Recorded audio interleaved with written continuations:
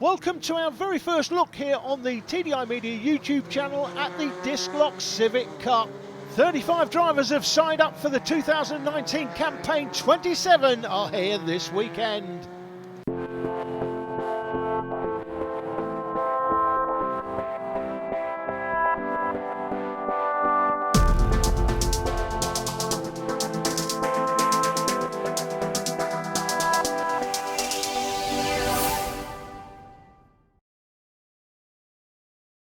As the drivers line up on the grid for the opening race of the 2019 season, let's have a look at the grid positions based on the earlier time qualifying. Lee Deegan rocked up on Sunday morning, did a 15-minute practice session and stuck it on pole.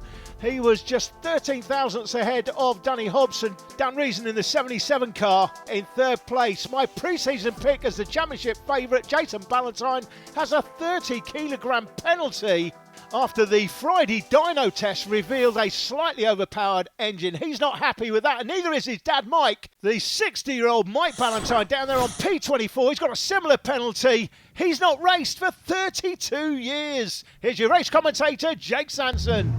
Avanti, and we're away. It's a fantastic start from Jason Ballantyne, charging forward. Winfield's got a flyer as well as they go down the main straight up towards Richie's for the first time. Deegan's going to be in the lead as they come towards turn one. Don't see the 77 of Daniel Reason coming through. Hobson's door-to-door with the 81 of Rose as they go through. Whoa! Sharp trying to exit the race. Stage left, and Vincent's gone around. Now Sharp has got going again, but Vincent has had a pirouette. He has also re-emerged as they go through Montreal for the first time. That is Buki in front of us. Jason Ballantyne we're on board with, but what a start from him. B12 to B5. We saw him initially. We're going to have a look at that start again later. That is absolutely rapid progress from Jason Ballantyne, but it's Deegan who leads the race in front of the 77, I should say, of Daniel Reason. Now we're on board with Danny Hobson, door-to-door with Winfield. You're going to have to commit for Agostini. It's a tough hairpin, and he has put the boot into the inside line there. Nicely done. Lock up from further back as the drivers are trying to pit their way through that tight left-hander on the run to Hamilton.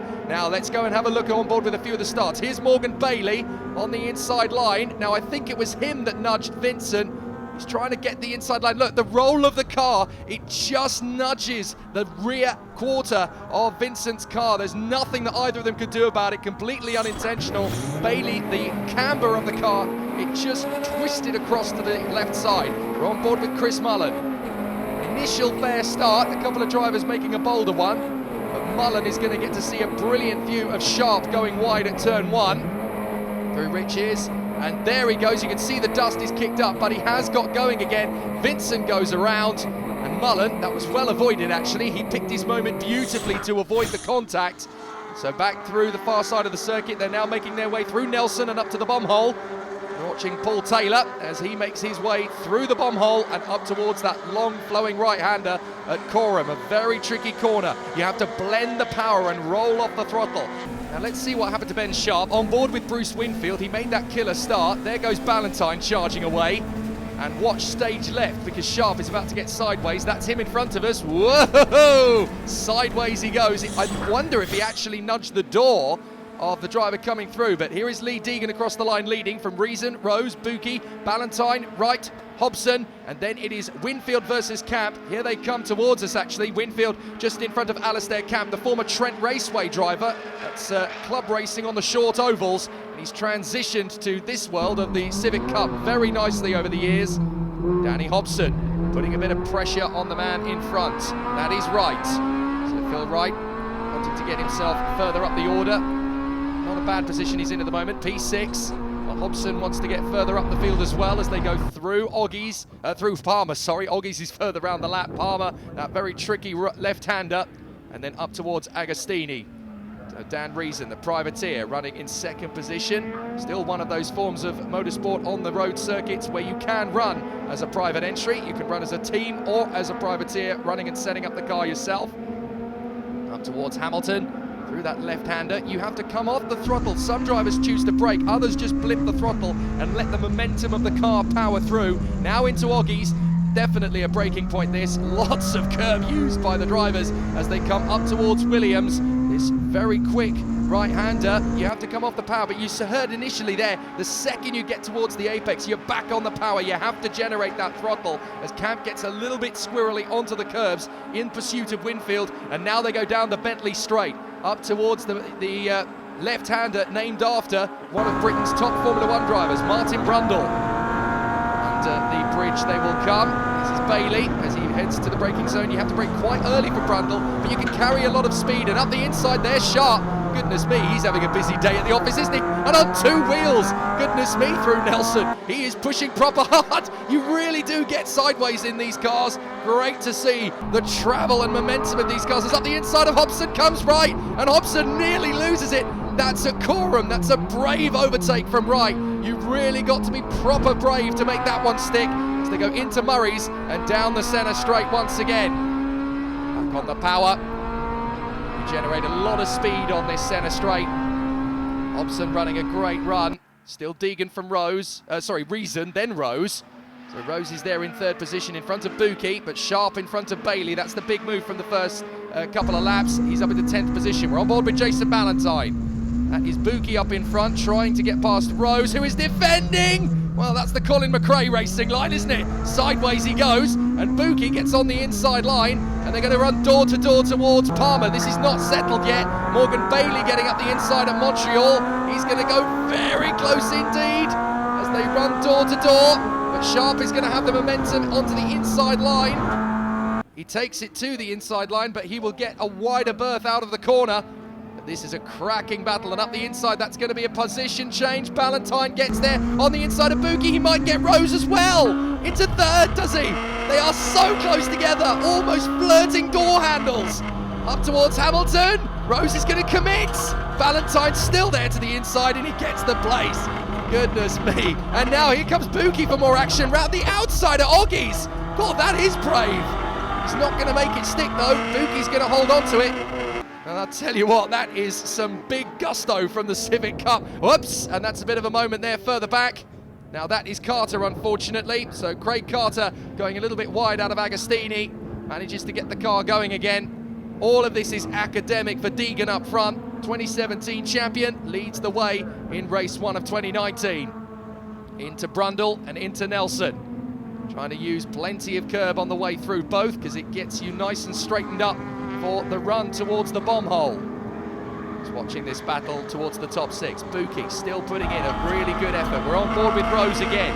That is Ballantyne in front of us. So Jason Ballantyne, Dad will be pleased, or at least he will be when the race ends. He's got too much on his plate, concentrating further back in the pack at the moment.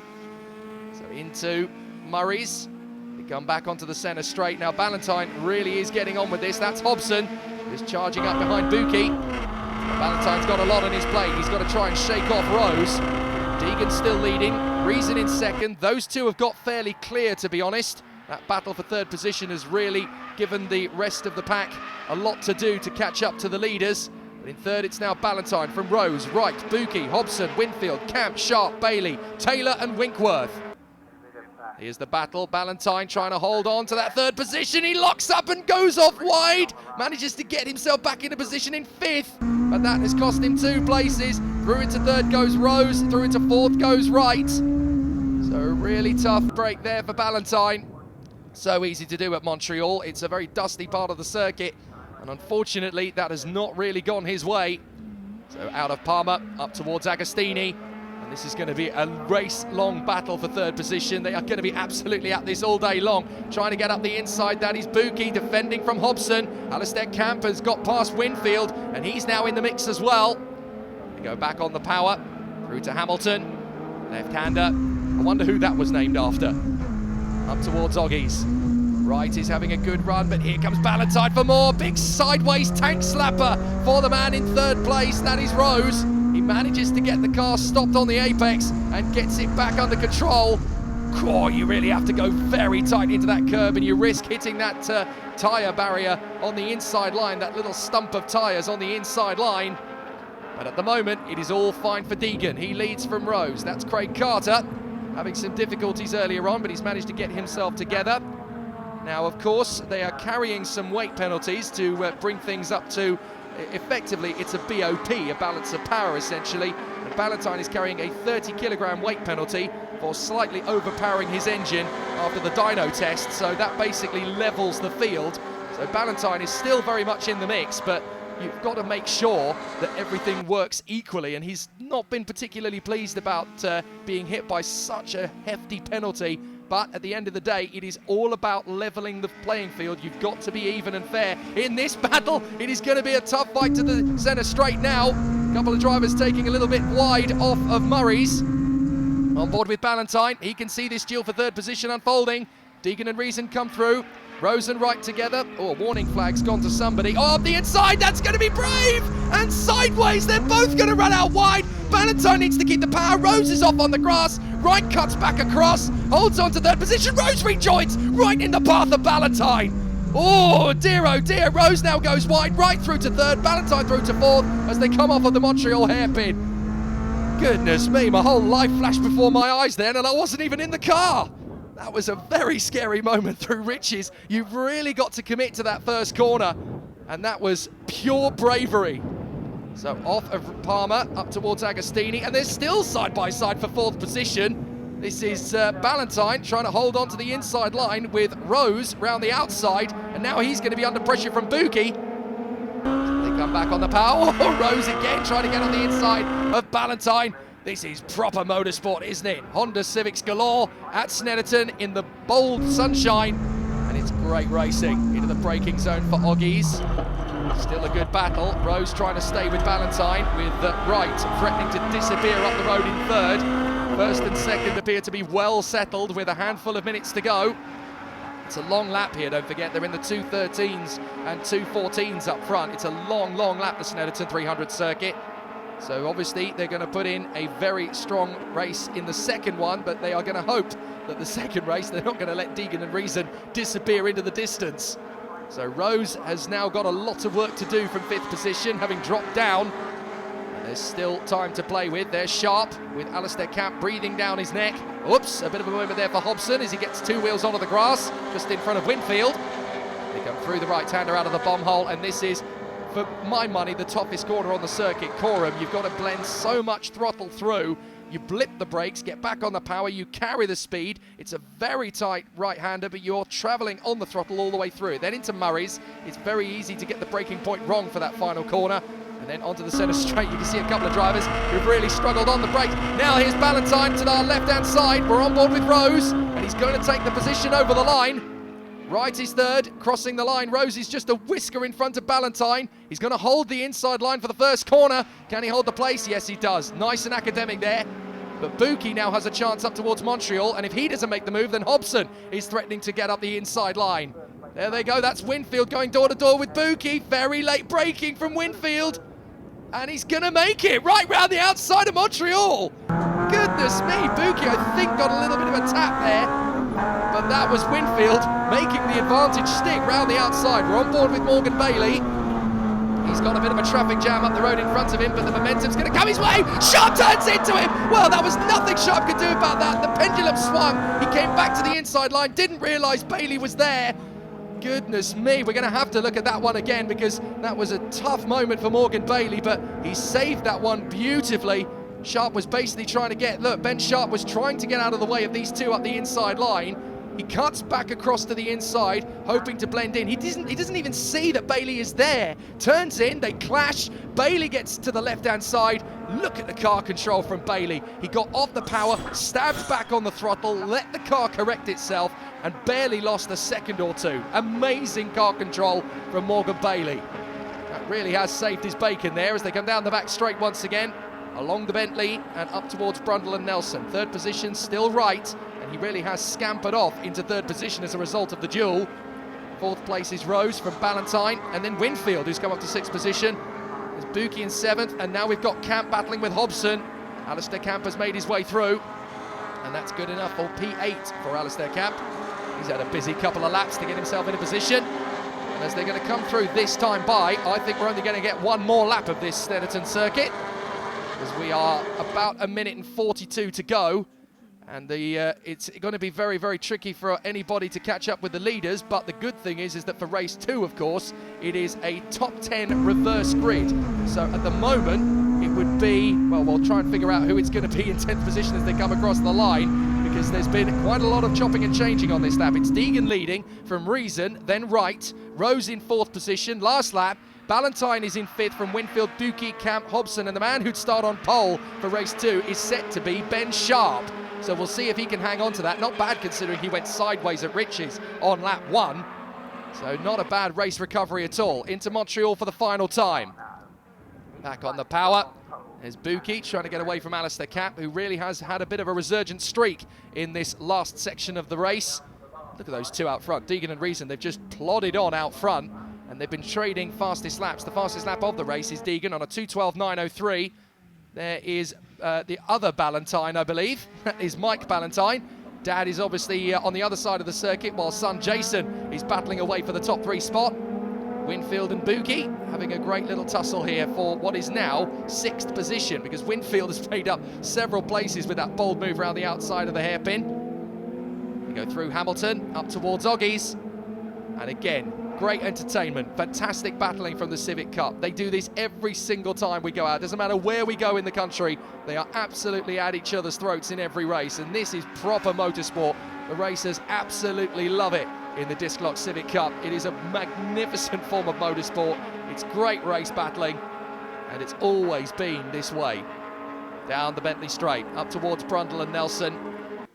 And this man out in front has not got a care in the world. He's absolutely romped away to the victory in fine style, Deegan. What a performance it's been from him. Absolutely marching away from the rest of the field. Lee Deegan, 2017 champion, of course. And now he's looking for it to make it happen once again as he comes into the final turn. This is an absolutely superb effort from the SW Motorsports driver. He's absolutely jogged away out front. There's still battles through the field, but it's going to be a victory for Deegan as he comes through over the line and takes a thrilling victory. Absolutely fantastic performance as he sees the checkered flag. Deegan gets it. A very happy Reason comes home in 2nd place. Dan Reason starts the weekend the way he means to go on in P2, but nobody can catch Lee Deegan in this first race. Brilliant victory for him, and he romps away in style. 3rd position is Wright in front of Rose, Ballantyne and Winfield, with Buki, Camp, Hobson, and the pole sitter for race 2 is set to be Ben Sharp as he comes home in 10th.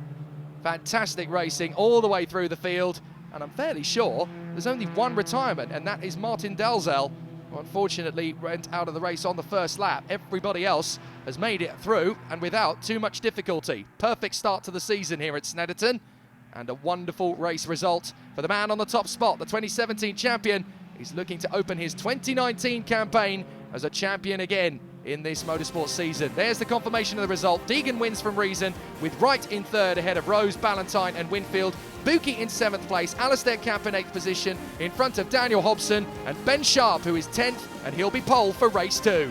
Our epic cameraman Morgan Bailey 11th in front of Taylor, Vincent, Wingworth and Kuma, and rounding out the top 20 it's Mullen, Lewis, Hart, Handley and Tim Evans. Ballantyne impressive to come from P12 to P5 with a 30kg weight penalty. What could he have done without it?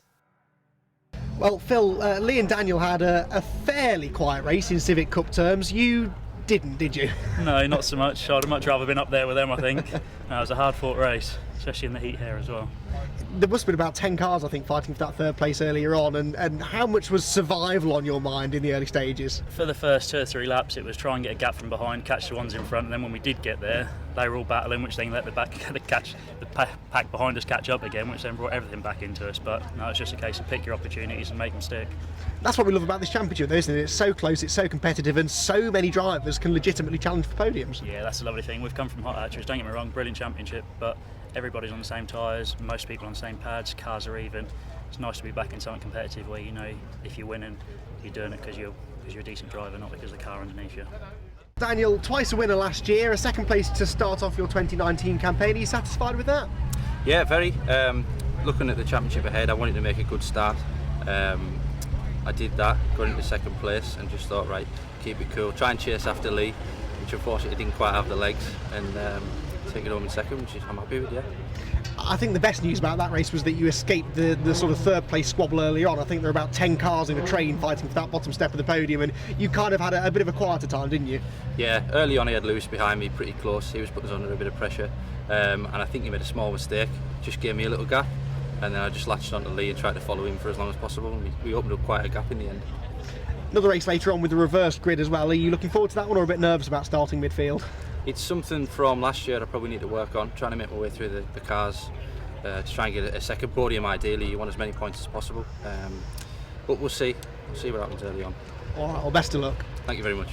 Lee, first of all, welcome back to the championship, and that's really the perfect way to make your return, isn't it? Yeah, I couldn't have asked for more. I'm getting on better with this car than I did my 2017 car. Managed to click with it straight away, a couple of fine adjustments, but it's great to be back in the Civic Cup. Some real close racing with the guys. He pushed me right to the air there, Daniel did, but managed to just eke out the little bit of the gap at the start and then just maintain it and then keep things under control. It looks like being another really competitive season though, and to have you back in the mix as well adds to the excitement. Is that what attracts you the most to this championship, and is that why you're back?